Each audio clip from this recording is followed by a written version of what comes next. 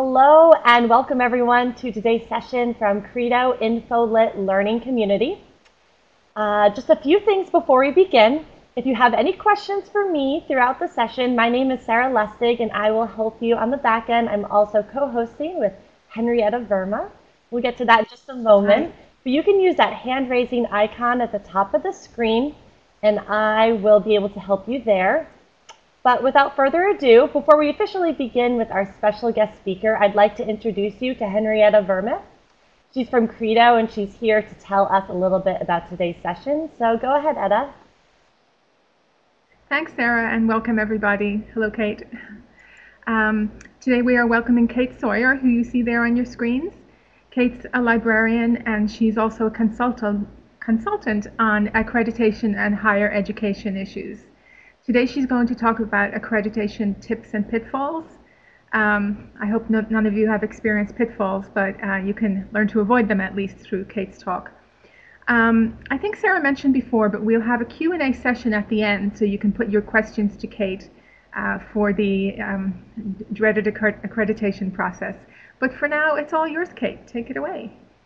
Thank you very much, and I'm happy you all have joined me today, and it's a beautiful day where I am.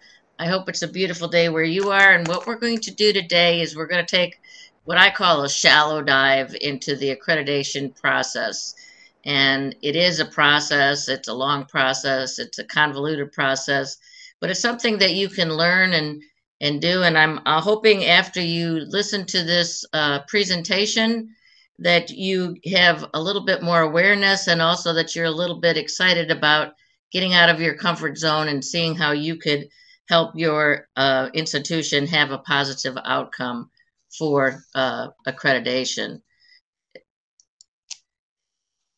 Accreditation, and Sarah, maybe you can fix my little screen here as it's not all the way up.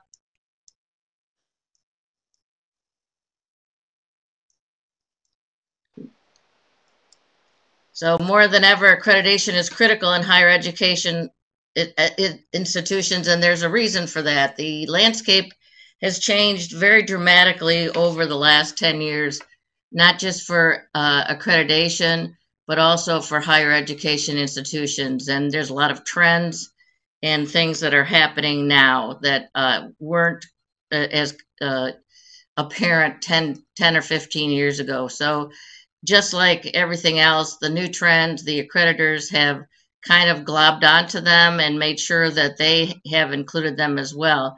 But everybody goes, why is it different now than it used to be? And one of the reasons is, think about it, when you were in, well, I don't know how young you are, but when I was in college, things were quite different. There wasn't as much competition for students as there are today. We didn't have the type of students. Most of us were coming right out of high school, or when we were going to graduate school, we went right from college to graduate school. So things have changed on that end. We have a lot of adult students who are not only taking care of families, but that are working full time and trying to get an education. We also have a lot of first generation college students that may have a harder time than we might have had back in the day. We also have a lot of stakeholder expectations. And what I mean by that is, not only is the institution being scrutinized with a fine magnifying glass, but the employers are asking the institutions to do more, to do differently, as well as the community, the faculty, and many other extraneous stakeholders that are changing the expectations of the landscape of higher education. Along with that goes government scrutiny. When you're giving out money, federal money, and this is the game of this, is it's all about money. If you do not get successful accreditation, you cannot apply for federal aid for your students, and that is a game changer in most institutions of higher education, just because money is very tight in a lot of the institutions as this landscape changes. So the government has more power to scrutinize us and tell us exactly what to do. We may not like it, but that's the facts. with the facts is the new trend and the new accountability buzzword, as I want to call it, or accountability is the new black, so to speak. We now want to see measurable improvement. We may not have cared about that 15 or 20 years ago. We just believed everything that you told us. When I was first being an evaluator, I expected every institution to be totally honest and tell me the absolute truth. Unfortunately, that's not always the case.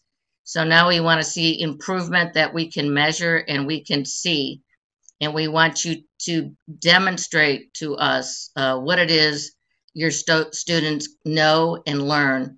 And we want the assessment, if there is assessment, and there better be assessment, we want it to be meaningful. We don't want it to be just perfunctory assessment. There's at the end of your program, there's a pass-fail test or a project that really doesn't mean anything to those students as they're coming out into the community. So institutions are trending toward a greater use of what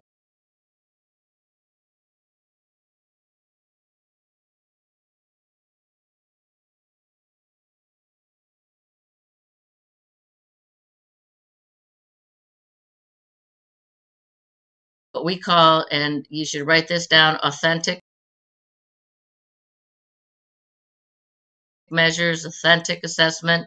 It does mean something different than it used to. We want to see rubrics that show us how you are measuring your student learning. We want to see assignments that actually can show us and give us proof of what your students are learning. And this doesn't mean only the programmatic skills and knowledge, but it means other skills and knowledge. So what is it that you want your students to be able to do when they're coming out of your institution? So the goal for all accreditation is to enhance, and that's the operative word, academic quality and student success. Student success used to be not as important as it is now, and because of all the things we were talking about earlier, it is important now. Student success is probably one of the most important things you can do when you're looking at accreditation. So I'm going to give you a quote here that kind of says it better than I could. And this is from the National Commission on Teaching and America's Future. It says, every student, regardless of the specific focus of a student's studies, academic major, or type of institution attended, should be able to authentically demonstrate what they have learned. I don't know how many of you have ever gone on a mock interview for some of your students. I was privileged to do that as part of one of my team. And I can't tell you how many students could not tell me what they learned in whatever program that they did. They weren't able to really tell me in so many words or demonstrate what they had learned. So how can I tell whether they were successful or the institution was successful?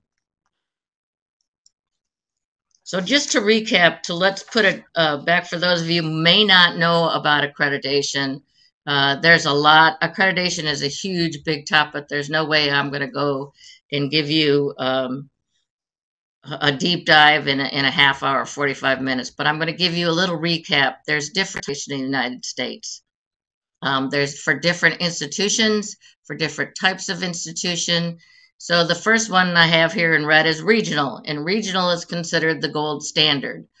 This is more for I want to say, 4-year institutions, public, private, not-for-profit institutions that usually go toward regional accreditation. There's also national accreditation. Now, national accreditation, I don't know if any of you know about ACICS or ACCSC or DEAC. Those are all national accreditation agencies, and they usually work to accredit for-profit schools, distance learning, or other schools that are maybe, as we want to say, a lower education level. There's also, very important here, there's programmatic accreditation. So think American Bar Association, think ALA. And the difference with programmatic accreditation is that programmatic accreditation only accredits the program. Every other type of accreditation in the United States is for the whole institution. So you need to be very cognizant of that when you're looking at what type of accreditation your institution has or is moving toward or is looking toward or is getting reevaluated. So there's also faith-based accreditation, and don't forget about state accreditation. A lot of times institutions forget about the state accreditation, and usually they will follow the national or the regional or the programmatic accreditation. However, I'm going to forewarn you that that's not always the way. I wish it was, but I've been to many states that doesn't happen. In fact, they're harder than the accreditation, the other accreditation that the institution is applying for. So make sure you know that. And if your institution has any nursing, think about the state boards of nursing. We all cringe when we think of them because they're really, really tough. So all of these are important. You need to think about which your institution has or is moving toward or is changing. There's a lot of things that are happening. I don't know if all of you know that one of the national accreditors, ACICS, was actually shut down by the Department of Education 2 years ago. They have since been reinstated, but that was a huge, huge shakeup for all the accreditors. I actually was a ACICS accreditor, and a lot of times I would see that I didn't think they were being as stringent as I thought they should be. So make sure you know which type of accreditation your institution has or is looking for. So let's just look at regional, because that's where my expertise does lie. I've done all the other ones, but I've really done much more on a regional accreditation. And again, they're all the same, but they're all different. They all have different standards. They all have different rules, regulations. They apply for different locales. So regional is divided up into 6 different areas of the United States. There's the Middle States Commission, New England, North Central, Northwest, Southern, and Western. Now, of all these, I've done all of them actually except for the Northwest, but Southern Association is considered to be the gold standard. They seem to be the toughest, and the other commissions and accrediting agencies try to follow them. So whatever the Southern Association is doing, usually the trend will be to follow them.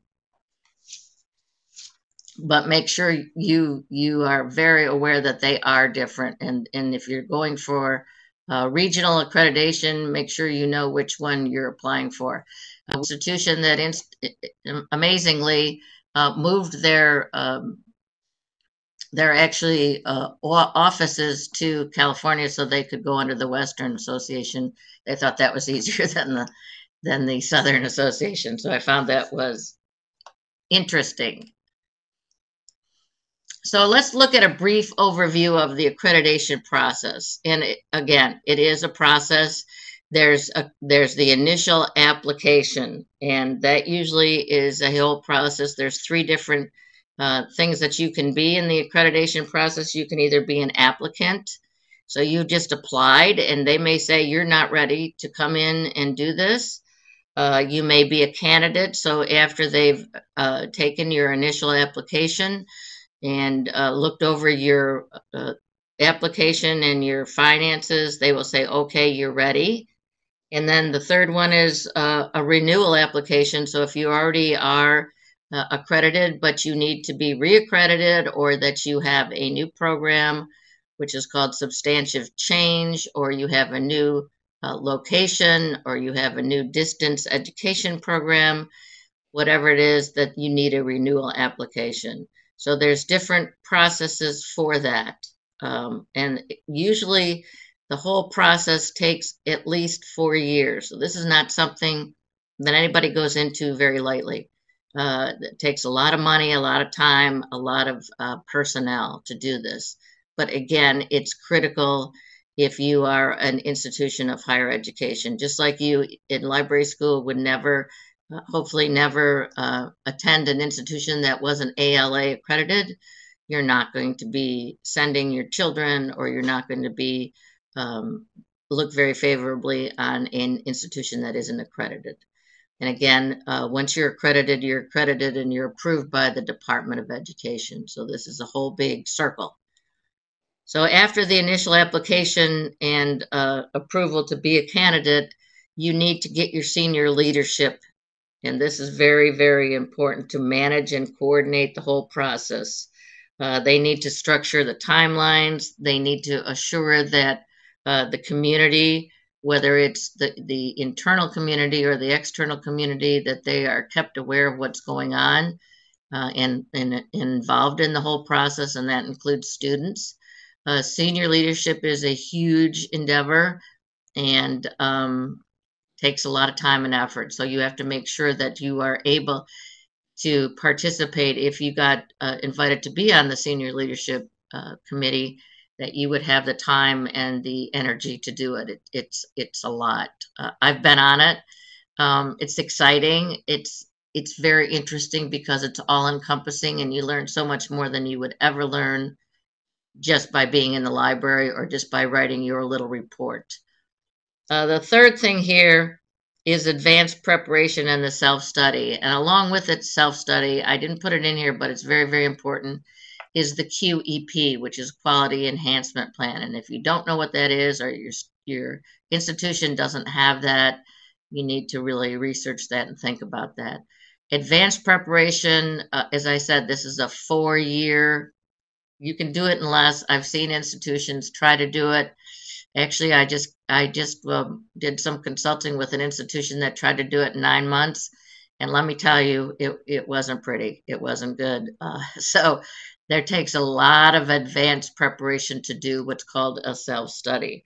And a self-study is like a SWOT. So in other words, you look at your strengths, you look at your weaknesses, you look at your opportunities, your threats, and you do that within each standard of the accreditor's standard for acceptance or for a member institution.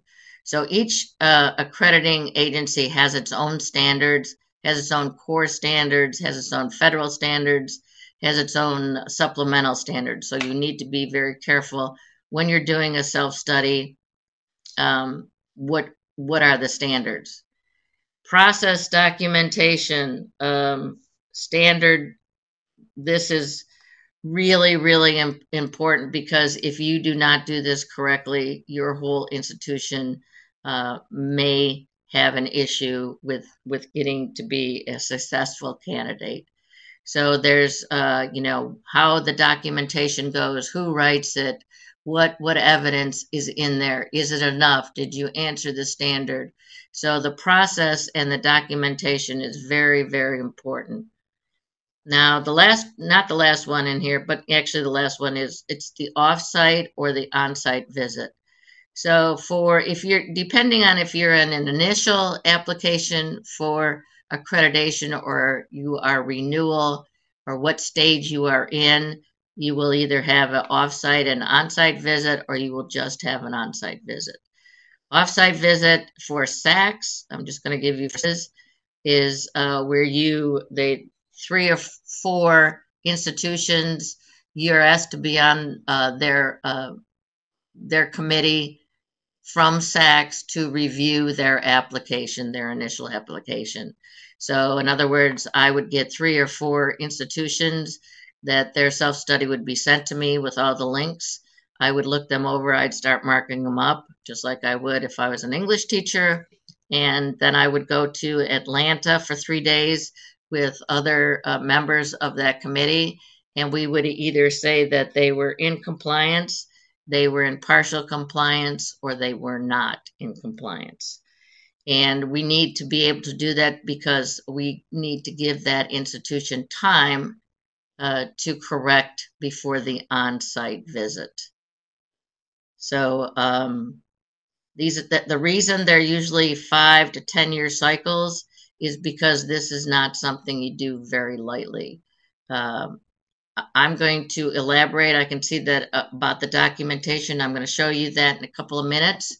So don't worry, we will dive into this a little bit, but one of the biggest problems is documentation, evidence, or lack of documentation, at least in my lifetime. And I've done I've actually been on both ends of this. I've been on the core leadership team for my institution for 8 years, and we went through amazingly 15 accreditation visits because we opened branch campuses and we did program and we went to a higher level. So I did it at that end, and I've also been a reviewer for not only for SACS but for all the other accrediting agencies except for faith-based. So I have been on both of those sides, and it is a big process, and that's why it takes so long. So now you've all seen this, I'm sure, but you really need to take a look at this because it's critical that you understand this whole cycle. This is the crux of accreditation, and it all comes down to assessment. Continuous improvement, continuous assessment, enhancing education. So at the very top, of course, of this loop is, what do you want your graduates to do when they get out of college? And this is usually your mission statement. What should a successful graduate of your institution be able to do? And this is programmatic as well as institutional. So there's a little bit of each in there. Look at your mission statement. So when you know what you want your graduates to be able to do, hopefully you're going to say, all right, when, where, and how will students learn this? How are they going to learn that? What's my program? What do I have in my program? Do I need to look at my program? Then I'm going to assess my program. How is student learning demonstrated and measured? So how do I know that my students are going to be able to do whatever I said I want them to do? Okay? That's the assessment part. Now, I'm going to tell you that this whole loop, I'm not going to make a blatant Credo push here, but I will tell you that Credo has done wonders in helping with assessment here in how to demonstrate genuine student learning and measurement. So there's a lot of leaps and bounds, and in the educational community, there's a lot of leaps and bounds in this particular purple box. Assessment is becoming the new thing. Not that it wasn't before, hopefully, but it's becoming much more important. So then when I've assessed these students, hopefully, did I do anything with that assessment? I remember I was at a library once, I'm not going to tell you which one, but they did all these wonderful, they did a faculty survey, they did a student survey, they did information literacy instruction, and they did assessment, didn't do one thing with it, not one thing. So really, what was it worth? Nothing, as far as I was concerned. If you aren't looking to see what was the strengths of that, what did I learn from that, what conclusion could be drawn about student learning? Do I need to change the curriculum? Do I need to beef it up, pare it down? Are there one of the great things we did learn at one institution, but then when they did the assessment, is they realized that the information literacy program that they were using for freshmen had too much in it. It was just too much for the students, and they couldn't absorb it all. So the analysis was perfect, which led them also to the program improvement. So they changed the information literacy curriculum component because they realized it was too much. Again, so this whole loop goes through. This has to be the foundation for everything. And if we've seen a lot of institutions, I have anyway, that don't do this. They don't follow this loop. They just, when I asked where they get the curriculum, they just said, well, it's always been here. So you need to make sure you understand this loop and this whole assessment, because what I'm going to show you next is how you can get yourself involved in that whole loop. So what can you as librarians or library do to prove your value and the perceived value of your library into this whole process? This is where librarians sometimes have an issue. Some of us haven't even thought of this, haven't put ourselves out there, and I really think that we're missing a great opportunity. So no matter where your institution is right now in the accreditation process, you need to think where you can show value, where you can help your institution show student success. We've got a lot to offer our institutions, but a lot of times we don't toot our own horn and we don't get involved in the process, and we get lost in the process. So there's going to be a poll here that she's going to take on why aren't librarians at the table? Why aren't we at the core leadership or accreditation committee team? So the question is, are you on a core leadership? And if you're not, did you even know that you had one, or you want to be but don't know? So hopefully some of you are. It looks good, but if you're not, you might. I would hope that we're going to get you thinking about how you can get to that spot. You have a chance. You know, when I first started in the ranks as a librarian many moons ago, we didn't have that opportunity, and I think now things have changed, that I think we can really show value, and we can really get to be perceived as more important than just the library. Okay, so it looks here that 61% are not. So that's good. So great. So I'm going to tell you how to do it. All right, but first I'm going to give you some of the challenges. So some of the challenges I hear from librarians, I don't want to hear it. I'm one of these people that I love change. I love talking, obviously. I'm not a shy person. Somebody once told me that I was way too loud to be a librarian. Luckily, I ended up to be a vice chancellor at a large university, and I didn't let any of this stop me. But a lot of librarians, I do hear from the trenches that they see the library as a separate entity. Oh, we're over in this building. We're not even near the administration. They don't even see us. They never come over here. And I think we tend to think of ourselves that way, that we are our own little silo. Secondly, this happens many times that it gets me a little upset, but I understand it because I didn't see the big picture or understand the big picture until I started reading more about accreditation and getting involved in accreditation.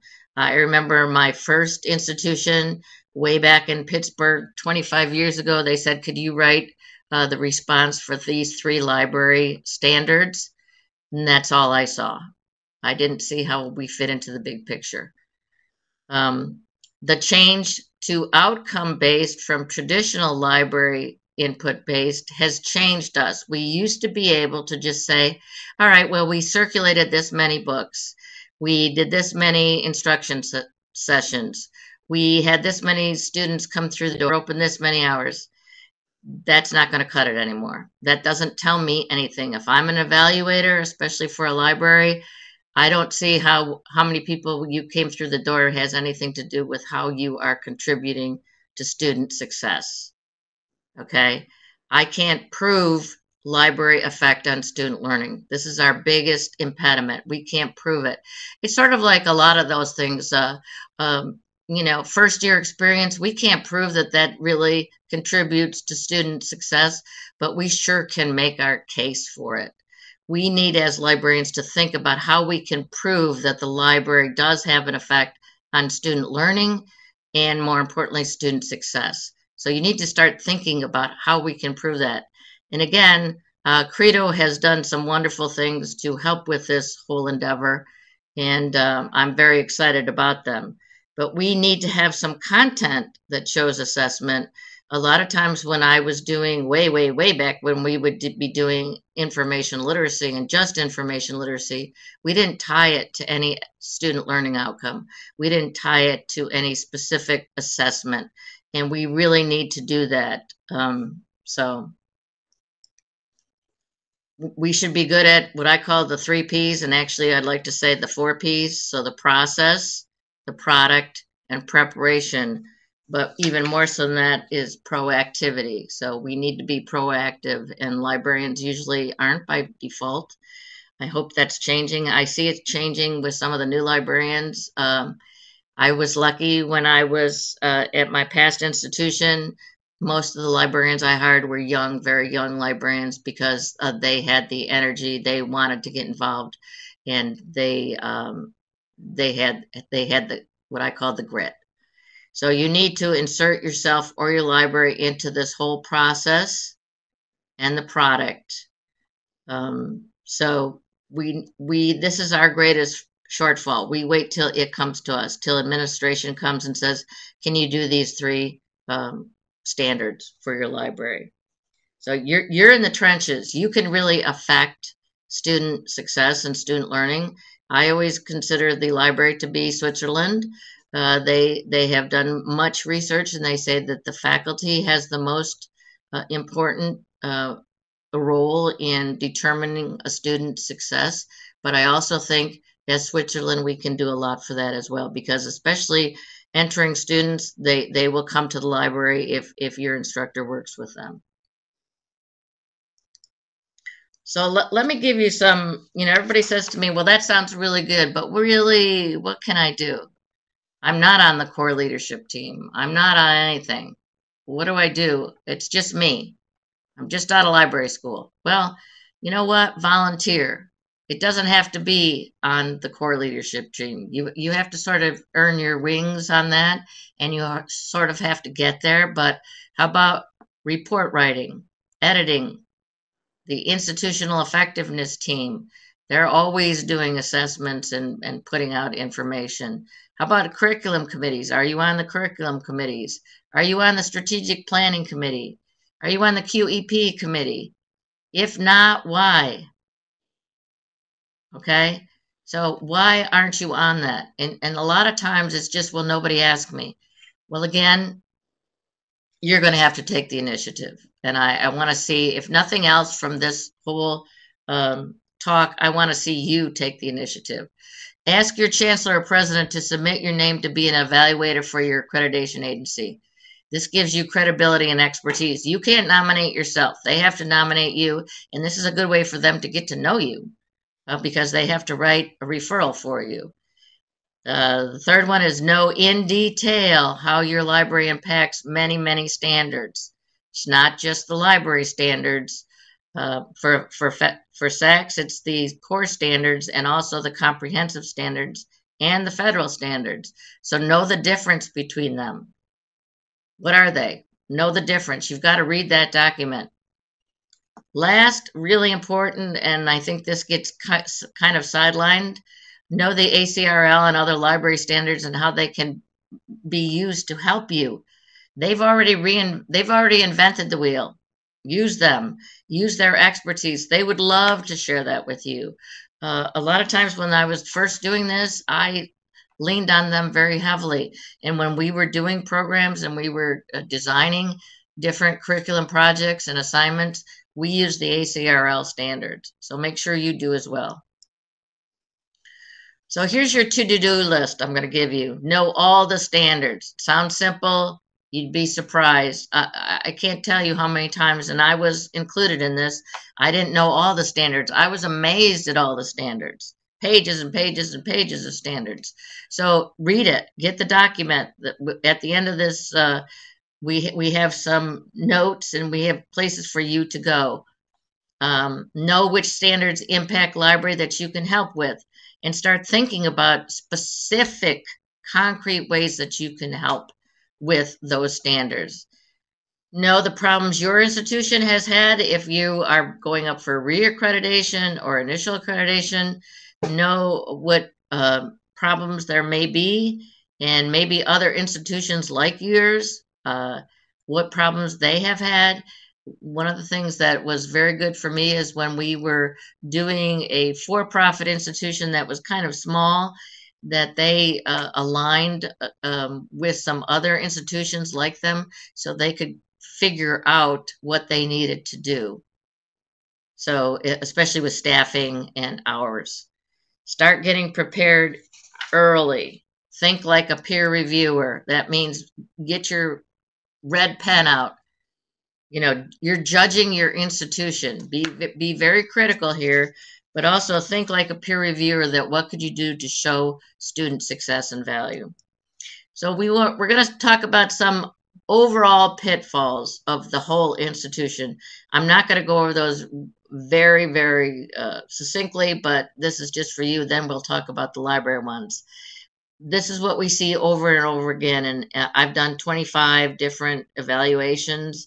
And this is from the SACS website that says what is the most common non-compliance is one is lack of genuine assessment or analysis of that assessment. There's no plan for improvement. There's no loop remember that loop we looked at before? There's none of that. They haven't made any improvements. They haven't done anything with the data. There's no use of external data in that cycle. Have they looked at the employers, what the job market is, what the requirements are, what the PAC meetings, which is the Program Advisory Committee, are saying? None of that has been used. So we don't like that when that happens. Insufficient, misleading documentation. This is our pet peeve.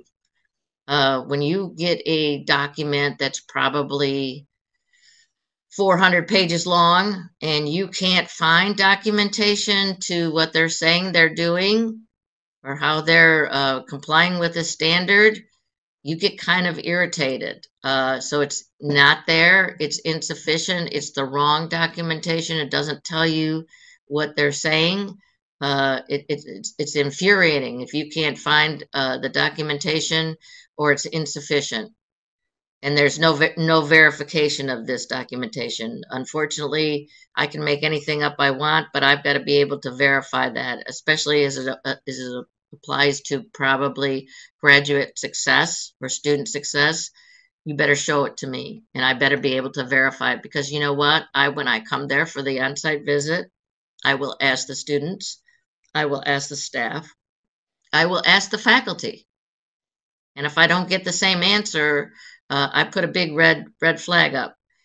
This is we were talking about changing narratives, consistency. Have you ever been in, when you get a paper from somebody and it looks like it was cut and pasted and the writing level is all different? This is where you can add some value, that the changing narratives, that shouldn't be. Someone should look at this and make sure on that leadership team that there's consistency in the writing style and in what is put into that narrative.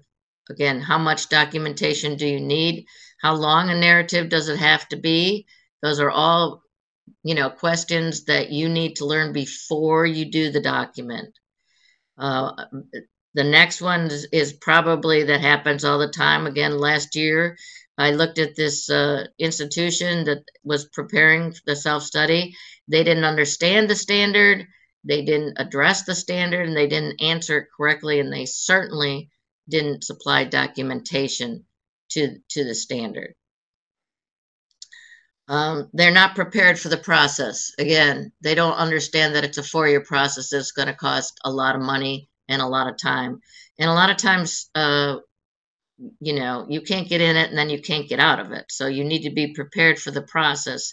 It has a lot of moving parts. There's no input from the faculty. This can be very, very important if the faculty, and I include you in the faculty as librarians, there's no input from you on changing and being involved in that loop, I'm going to put a red flag up. So the data is not tied to planning or that whole loop. Okay, so I'm going to give you common library pitfalls because this is more important to you. There's no student learning outcomes formally tied to your library. In other words, those student learning outcomes whether they be the mission statement, the program statement, the individual course statement, whatever. Those student learning outcomes need to be formally tied to the library. They're not in 99% of the cases, so think about that. There's no proof of assessment or successful teaching, learning, student success. We all do it, but we can't prove that we've done it. We can't prove the assessment in the student learning outcome because we don't have an assessment that can be put in the student learning outcomes, or we haven't done it.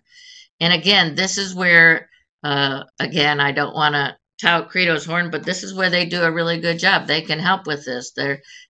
We are working right now on how to put student learning outcomes that are tied to the library foundational skills, I should say, information literacy, problem solving, communication, all those things that we do formally into the curriculum at a lot of levels.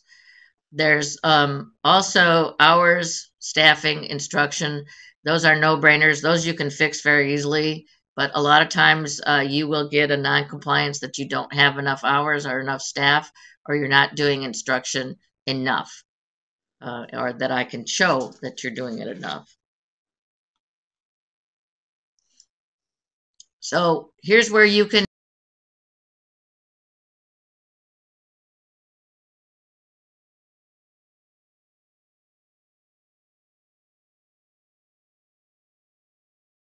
help. And we were talking about this thing about information literacy, instruction.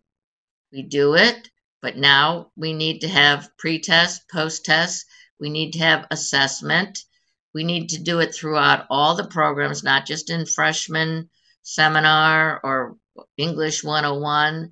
The new trend is to have not only information literacy, but what I call the foundational skills in all the programs at all levels. Because think about it. If you learn information literacy, or if I learn knitting in one shot or one course, do you think I'm going to remember it 3 years later?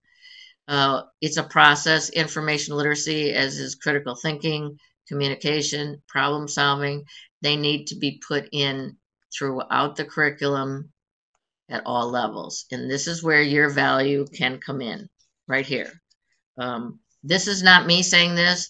This is AAC and you saying this. This is higher education trends. This is value rubrics, back to basics. This is the National Institute for Learning and Assessment. It's not me saying it. This is what they're saying. So we need to tie essential foundation skills to graduate success, to the mission of the university or the institution, and this is where we can help. I always offer an in-service or professional development for faculty on putting foundational skills and assessment into the curriculum, and this is what you can do. This is a very easy thing to do. It sounds hard, but it's really not. So you all know what foundational skills are, I hope.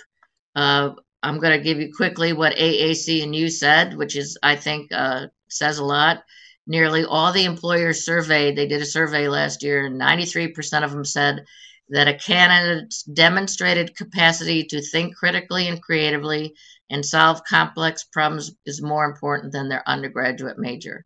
So this is what is driving this whole thing, this foundational skills and information literacy and critical thinking, problem solving. They all can be tied to college level research.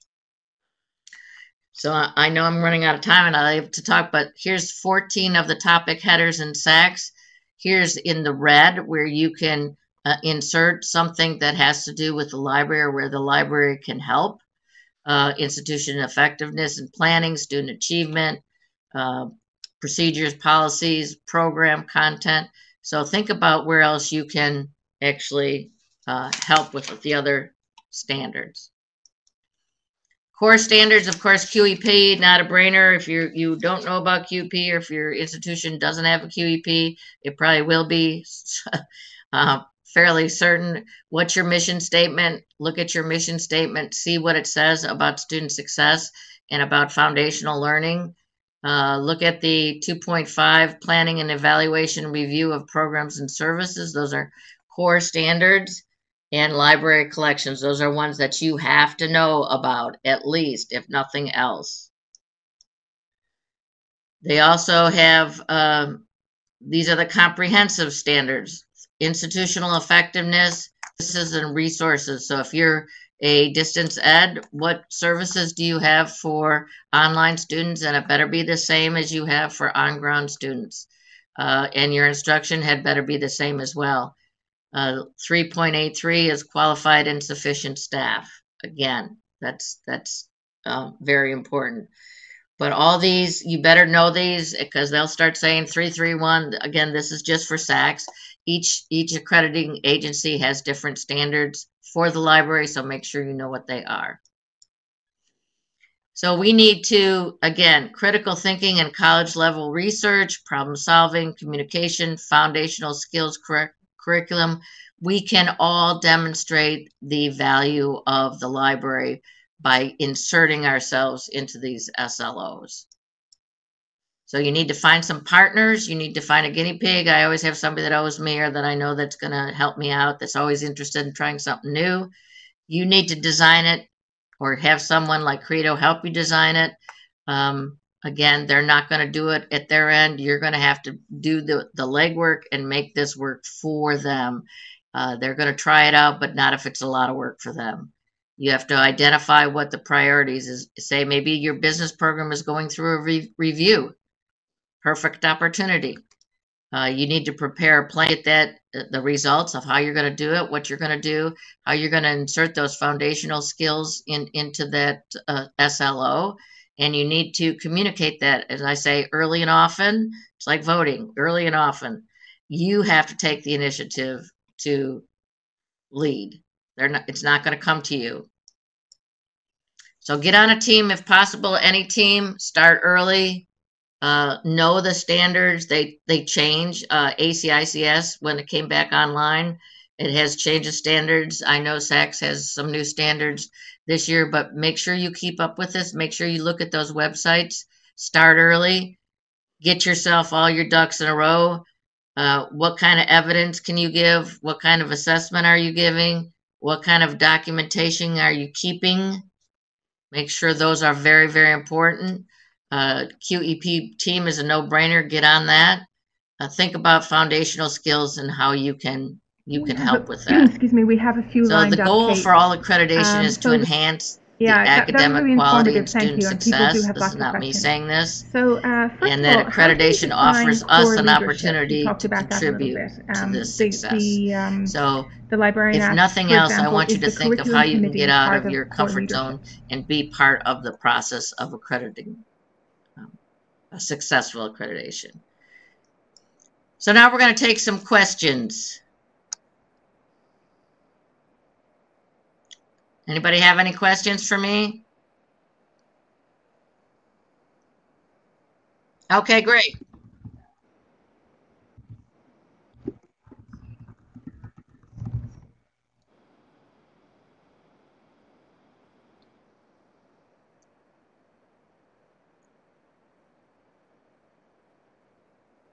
Yes, and that's a very interesting question. And if you look at the website for your accrediting agency, they will tell you what the core leadership is. And usually it's the chancellor and it's his core team. There's maybe 3 or 4. Now, there may be a member that is I think it does, a member of a curriculum committee. There's usually faculty, there's usually staff, or IT, librarians. So core leadership is different than the teams that are under it. So in other words, if you had core leadership under that, they may be a library team that falls underneath there. But think about how can I get to the core leadership? And you're not going to get to it by being in your library, and if your administration does not know who you are or what you can do. Does that answer that? Sure.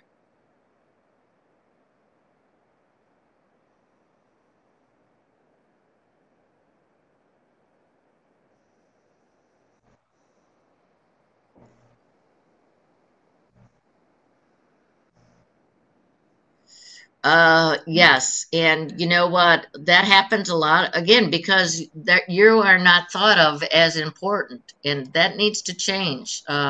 There's no excuse for that. If you do get the information late, you got to step up and you're going to have to show them, yes, I got this late, but I'm going to make sure that this is perfectly done. I'm going to give you an example that I had a librarian that I was helping at an institution in Kentucky, and she was given 3 weeks to do her, yeah, her response and her documentation and still have a full-time job. And she did it.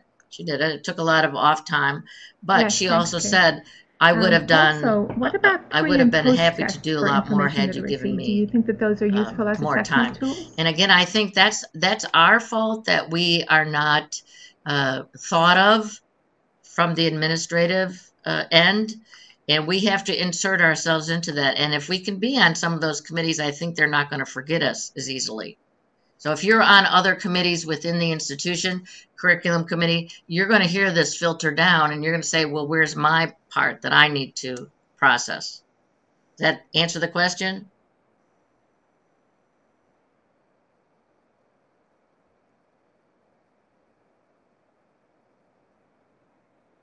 I think they are, but it all depends. So pre and post, what am I measuring?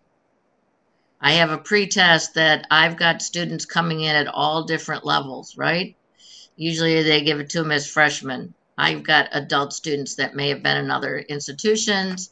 I've got returning students. I've got kids fresh out of high school. I've got students that are first time something kind of college students. Or even negative. So think about what you're assessing, and then if you're giving them a pre-test, then at the end, so what are you going to do if they didn't improve?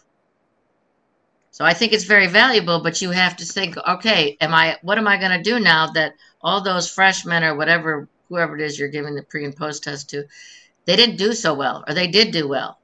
Now what do I do? We need to take it to that next level.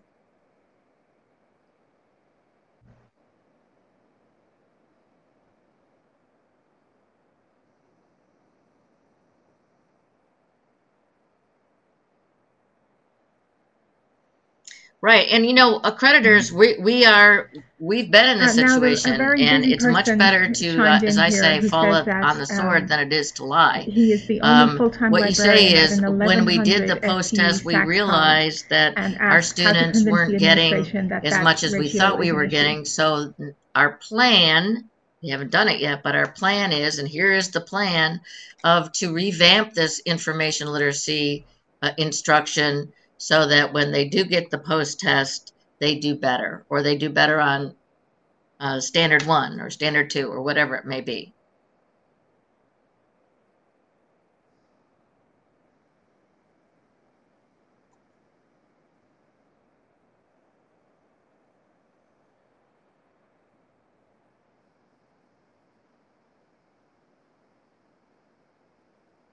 Well, then you need to, actually, I think there was a survey done, and you need to look it up somewhere, and I could probably help you if you give me your name and email, that we actually did this, and there's guidelines. So for if you're the only MLS, that's a problem for SACS.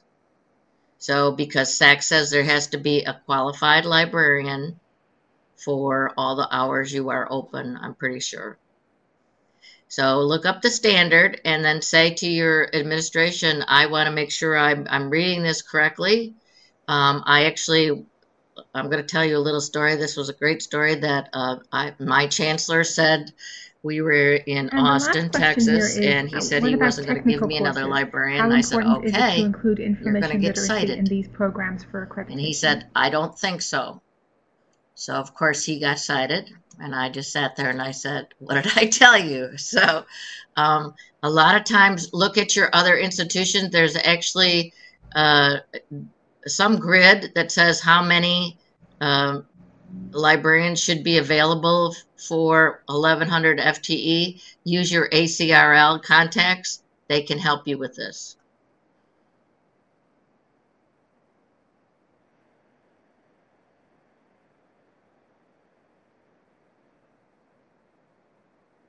absolutely imperative. Think about it. So here's a good example: criminal justice, right? Criminal justice is considered a technical program, but do you think those people in criminal justice have to write reports? Thanks, Do you Kate. think they have to be able to communicate to Well, I the have other more questions for you, agencies? Do you but think we're they have to almost out think of time. critically So instead of when they're in the keeping field? Do you everyone think here, they I'm going need to to know post how to them in problem solve? our They need all those information foundational literacy skills community, probably as where much, if folks not can log more, in and than the what we see call the questions and academic answers there. So I hope you'll be able tracks. to chime in a little bit, Kate, in that community.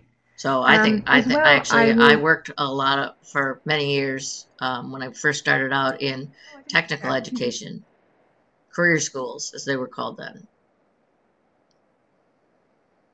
Any other questions we have?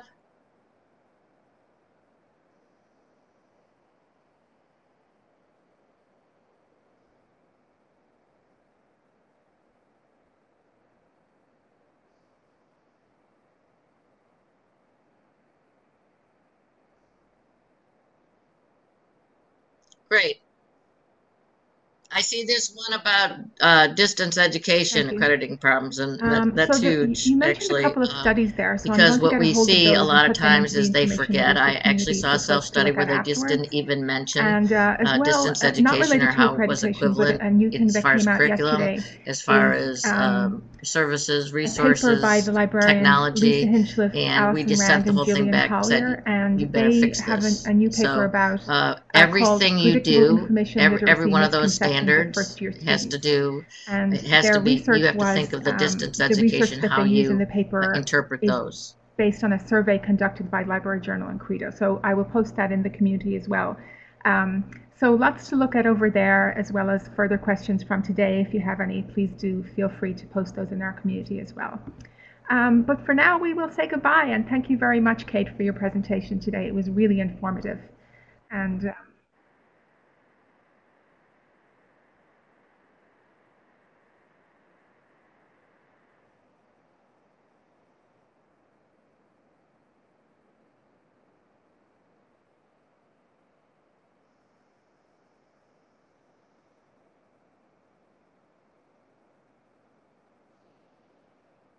definitely, good luck to anybody facing their accreditation coming up. Thanks again, Kate, and goodbye all.